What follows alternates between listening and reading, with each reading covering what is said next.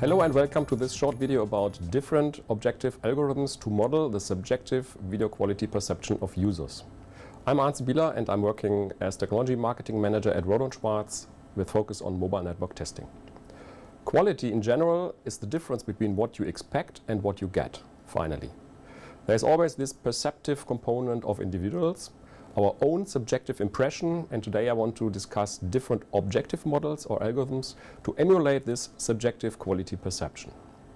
Jumping into the slides, first we have to talk about subjective experiments in labs with human viewers. So people are sitting in front of smartphones and should rate videos, the video quality as they perceive it. So really this subjective experiment.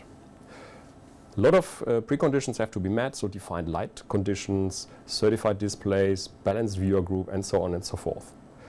Typical durations is 1 hour for such an experiment, so roughly 150 short video sequences have to be rated, and quite a high number of viewers should be participating in these experiments.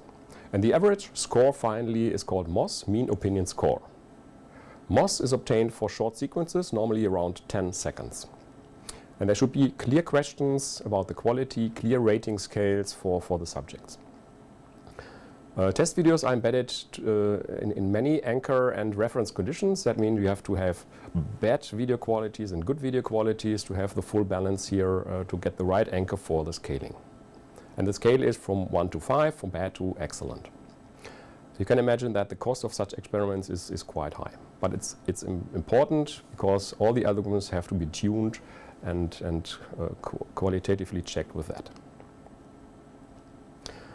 So what are the approaches for an objective video quality prediction? Of course we need to emulate the subjective perception.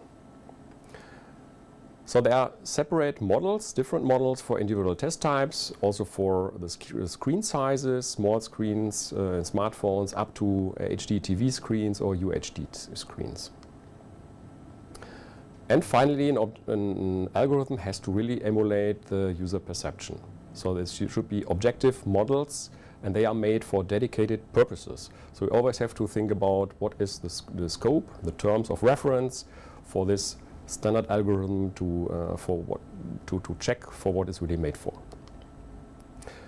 Just to conclude here, Rohde and Schwarz developed and defined such recent video models here for ITUT, J.341 and J.343.1. Now I want to explain some approaches. We have on the left side the bitstream approach, which really takes only the IP stream and emulates finally the buffer and the player of the smartphone, but just emulates it. Yeah? And complex models here decode the streams. And it's very important to understand that encrypted IP streams, of course, cannot be rated here. Yeah? The advantage is this is a measurement point at the IP layer level, and this can be done in the middle of the network. On the right side, it's the picture-based approach. This is really analyzing the actual video images, how they are displayed on the screen of the smartphone. And this algorithm, the picture-based approach, really scores what the user sees on the screen. So this is a hybrid approach. First, the information coming from the screen, and the second is some meta information from the bitstream. So the picture-based approach is has really the measurement point on the device at the client side. Then we have also two picture-based approaches, the full reference approach and the no reference approach. Full reference approach, if we have the chance to compare the source video with the video that is finally displayed on the screen, this can be done.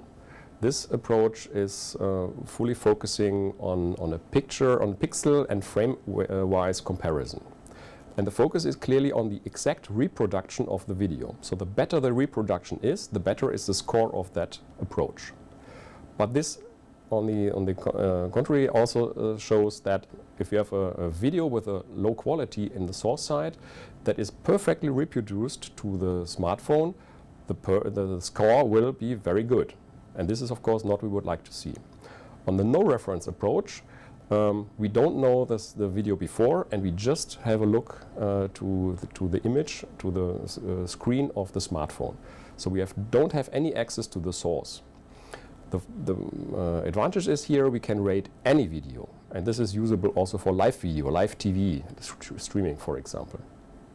And it rates what the user really sees on the screen of the smartphone. And this is the ITUT J343.1, and this is the recommended model here as a non-reference approach. Another technical metrics is PSNR, so pixel signal to noise ratio. The reference picture is seen on the screen, and all other pictures now will have a PSNR value of 23 dB.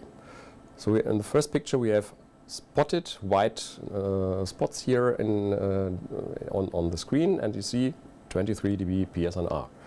Now we have the white dots in one line. Again, there's a noise bar, 23 dB PSNR, but it's more annoying than the first picture.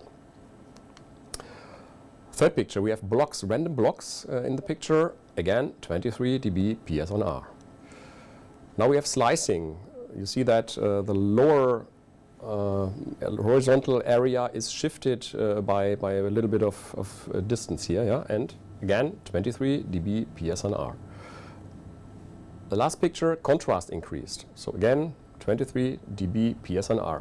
Now you can rate yourself what is more annoying to you. All pictures would give the same score, but of course, to me at least, some are more annoying than others. So not a valuable criteria to measure. What can go wrong in videos? What are the potential artifacts? So we have freezing, of course. This is clear. We all know this icon with a turning circle where the video stops. We have jerkiness, where the frame rate is too low. Normally we are expecting 25, 24 frames per second. If the frame rate is lower, we perceive that the video is jerky. Blurriness, this is unsharpness, of course. Yeah? And this is normally caused by video compression or post-processing. Blockiness, we talked about these blocks. Blocks are very annoying to users because in nature there are normally not too many rectangulars. Yeah? Also by strong compression they are caused. Slicing tiling, where some macro blocks or slices remain unupdated or wrongly updated. And this is caused by missing frame update, missing information because of interruptions. The consequence. A common model that serves all services is based on users' perception. This is very important. We want to have an objective model that is good for all kinds of video services. And therefore, the ETSI test specification, the suitable test specification, recommends the ITUT model J343.1. Please remember, this is a non-reference model, and it works for a picture-based, so it's decoding the image quality of the smartphone, and it can be used for any kind of video services, also for live video, and it can be used for encrypted streams. So recommended by the standard. So thank you for your time today. I hope I could show you the advantages of the recommended video quality test model J343.1, which is picture-based on the smartphone. It works for any kind of video services, and it works for suitable for encrypted content. This is very important because currently YouTube, Netflix, all are working with encrypted content. Thank you for your time today. If you want to know more, please follow the link on the following slide. Thank you.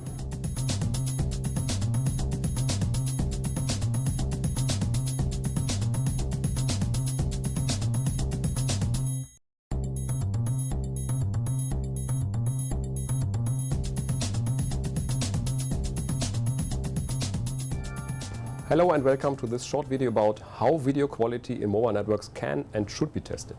I'm Arndt Sibylla and I'm working as Technology Marketing Manager at Rohde & Schwarz with a focus on mobile network testing.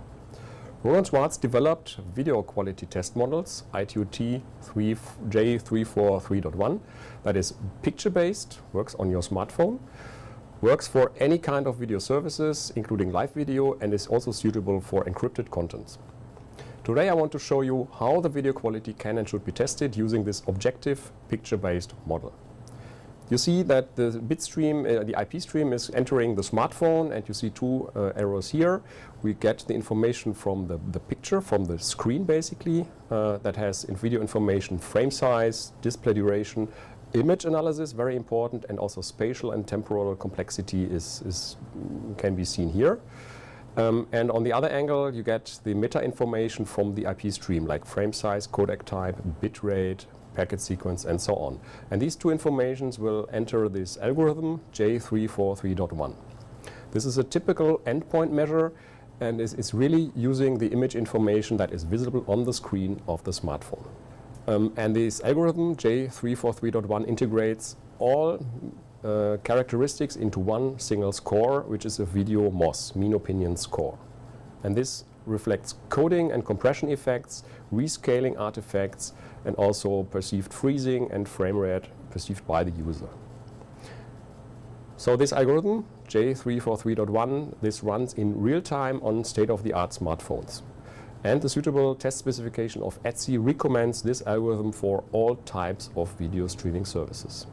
What are we seeing? So we are using our QualiPoc Android test solution, which is software running on smartphones. And this is testing the entire service as the user perceives it on his smartphone. So the example here is YouTube live streaming. And what we are seeing while testing, we see the time to first picture, how long is the waiting time. We see the video quality, which are the intermediate MOS values for every 10-second interval. And we see all the resolution changes.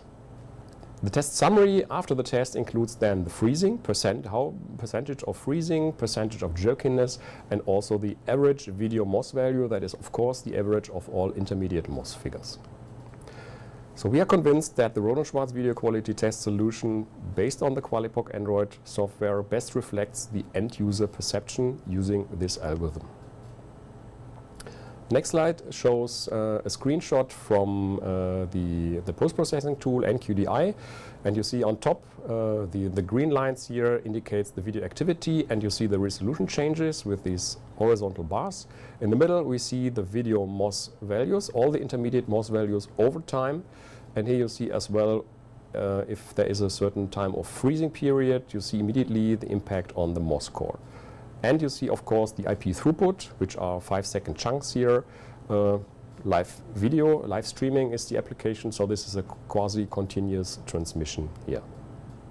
So I said before, the smartphone-based measurement, this is our QualiPoc Android software, and this is available today for testing the quality of YouTube video on demand, YouTube live streaming, and Netflix. And this is video quality prediction, video quality measurement in real time.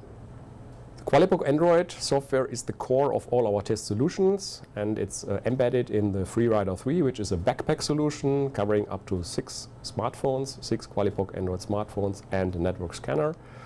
It's embedded into the Benchmarker 2, which is a big benchmarking system where the QualiPoc Android smartphone is embedded in TCM's test device containment module, where you have a temperature-controlled environment for reliable measurements.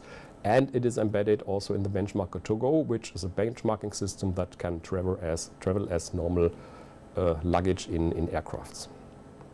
I hope I could convince you that testing the video quality using the recommended models J.343.1 best reflects the end user perception. You really measure what the user sees. Thank you for your time today. If you want to know more, please follow the link on the following slide. Thank you.